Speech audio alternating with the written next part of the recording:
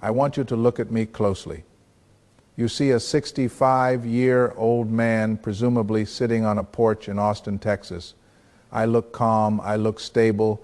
You might think I've always been this way. But 25 years ago, I was standing on the floor of a high-rise in Manhattan, watching my entire life dissolve into a series of red numbers on a Bloomberg terminal.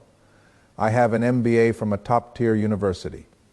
I spent 15 years in the trenches of Wall Street. I knew every derivative, every hedge, and every technical indicator in the book. I was the guy people came to for advice. I was the guy who was supposed to know better. And yet, at 40 years old, the man running the local hardware store down the street, a man who never finished college, was wealthier than I was. It is a hard pill to swallow. It is even harder to admit to a camera.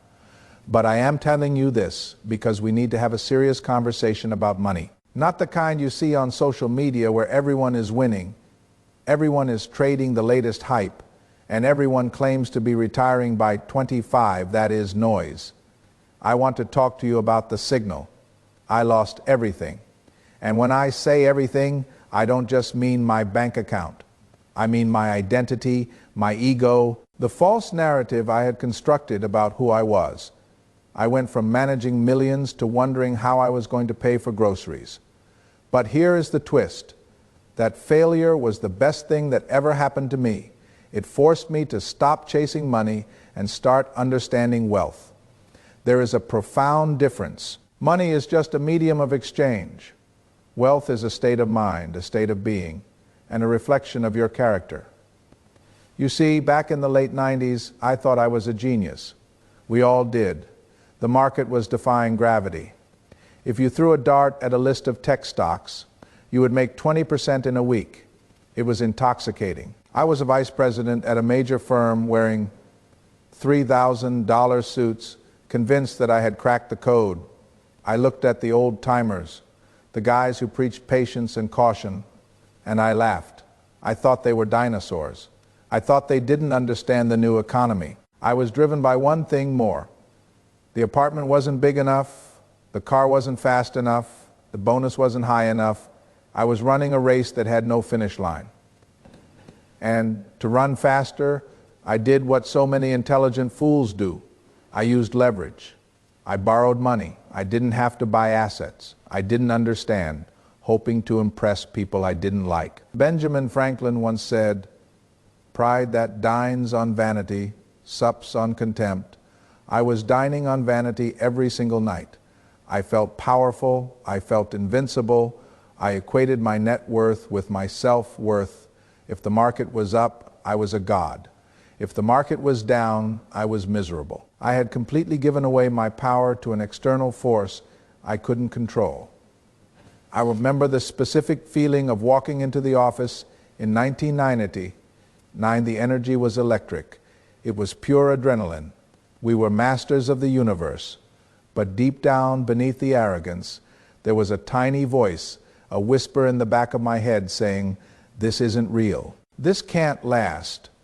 I silenced that voice with expensive scotch and more margin debt. I ignored the fundamentals because the fantasy was too good to let go of.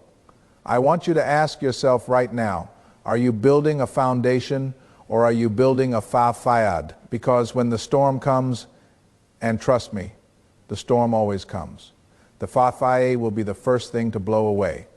I learned that the hard way, so you don't have to. The crash didn't happen all at once. It rarely does. It started as a correction, a small dip in the charts. We told ourselves it was healthy. We told ourselves to buy the dip. That was the mantra. But the dip kept dipping. I remember staring at the monitors in my office, watching the volatility index spike. The numbers weren't just red, they were hemorrhaging because I was highly leveraged. A 10% drop in the market didn't mean I lost 10%. It meant I lost 50.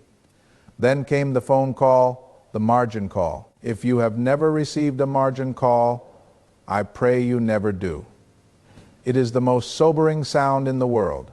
The broker on the other end of the line, a man I had grabbed drinks with just weeks before, wasn't my friend anymore. He was an executioner. He told me I needed to post collateral by 4 p.m. or they would liquidate my positions. I didn't have the collateral. I was cash poor and asset heavy, and those assets were plummeting. I watched helplessly as they sold me out. Forced selling is a violence all its own. They sold at the bottom. They wiped out the portfolio. They wiped out the savings. In a matter of 48 hours, 15 years of what I called success evaporated into thin air. The money was gone, but that wasn't the worst part. The worst part was the silence that followed. The worst part was going home to my wife and having to explain that the lifestyle we had built was a house of cards. We lost the apartment in the city. We sold the luxury cars. We had to downsize into a reality I wasn't prepared for. I hit rock bottom at 40 years old. I remember standing in the bathroom of a small rental house we had moved into, looking in the mirror. I didn't recognize the man staring back. I had spent my entire adult life building a resume, but I had neglected to build a character. I realized I was intellectually smart. I could analyze a balance sheet better than anyone, but I was emotionally bankrupt. I had no discipline. I had no patience. I was just a gambler in a $3,000 suit. And now even the suit was gone. I couldn't stay in New York. The city was a constant reminder of my failure. So we moved to Texas. I needed distance. I needed quiet. I started doing something completely different. I got involved in small physical businesses, real things, hardware, logistics, things you could touch. I needed to reconnect with the ground because I had spent too long with my head in the clouds. For the first time in my life, I wasn't watching a ticker tape. I wasn't glued to CNBC. I was just existing.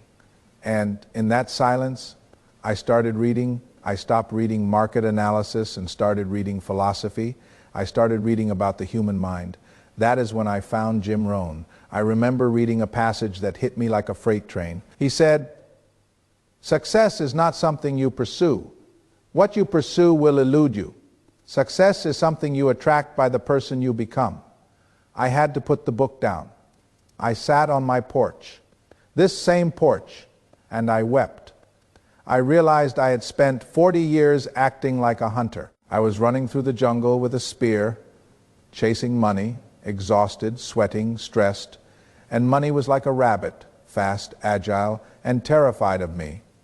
Every time I lunged for it, it ran away. Jim Rohn taught me that I needed to stop hunting. I needed to become a gardener. I needed to cultivate the soil. I needed to plant seeds. I needed to become the kind of person that success wanted to be around. If you build a beautiful garden, the butterflies and the wealth will come to you. You don't have to chase them with a net. This was the paradigm shift. This is what changed everything. I realized that my net worth had gone to zero because my internal container was broken. If you pour $1 million into a person with a $10 mindset, you don't get a millionaire, you get a disaster. The money will leak out until it matches the level of the person holding it. That is simply physics. So I made a vow. I vowed that I would never again try to get rich. Instead, I would focus entirely on becoming a person of value.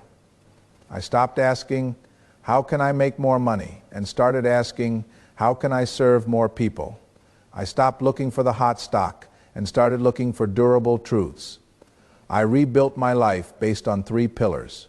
These are the pillars of what I now call slow fortune. They are not sexy. They will not get you a Lamborghini next week, but they will build a fortress around your life that no market crash can destroy.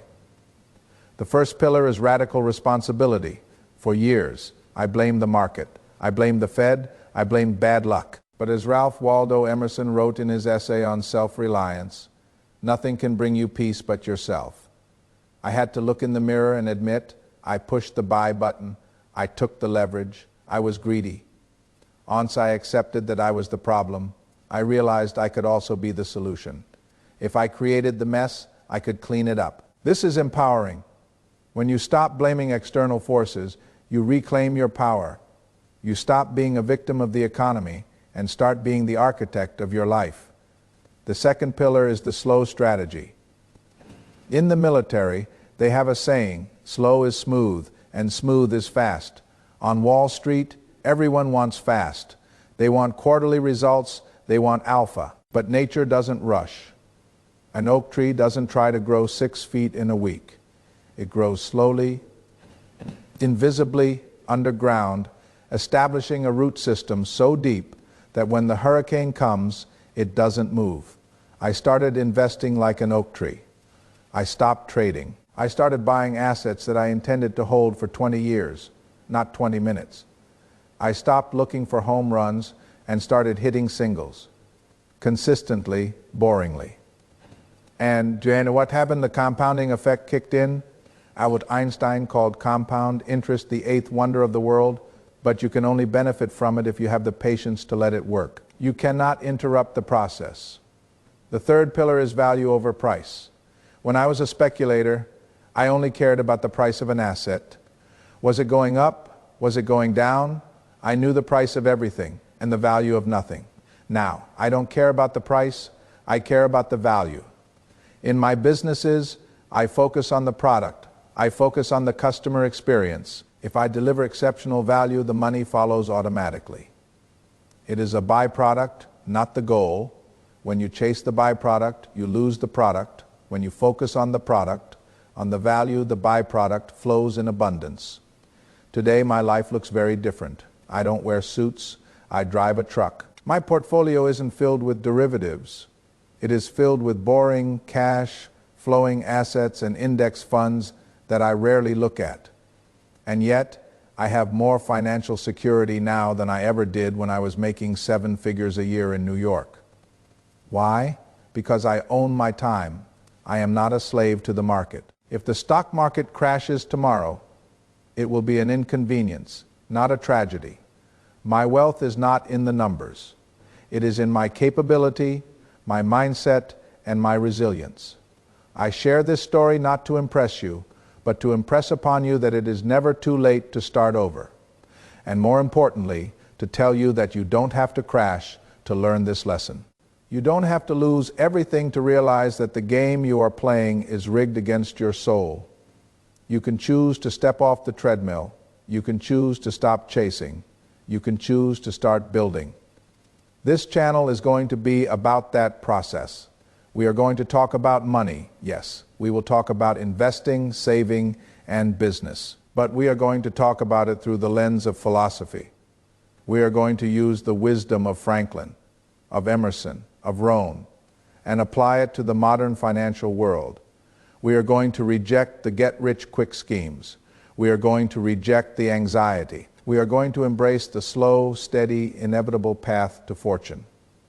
If you are tired of the noise, if you are tired of the hype, if you want to build wealth that lasts for generations, not just for a market cycle, then you are in the right place. My name is Alex Grant. Welcome to the slow path. It's longer, but I promise you, the view is much better, and you actually get to finish the race. Thank you for your time. Now, let's get to work.